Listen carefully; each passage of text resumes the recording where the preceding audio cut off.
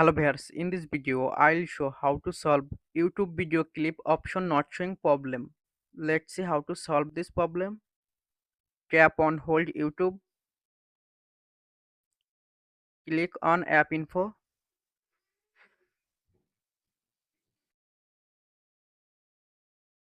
tap on force stop, tap on OK,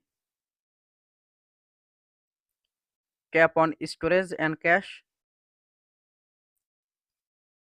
tap on clear storage, tap on delete. Now go to Play Store, click on search bar, search YouTube,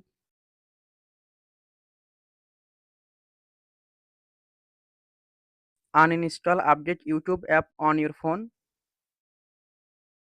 click on uninstall. Hopefully in this way you can solve this problem. Thanks for watching. Don't forget like and subscribe.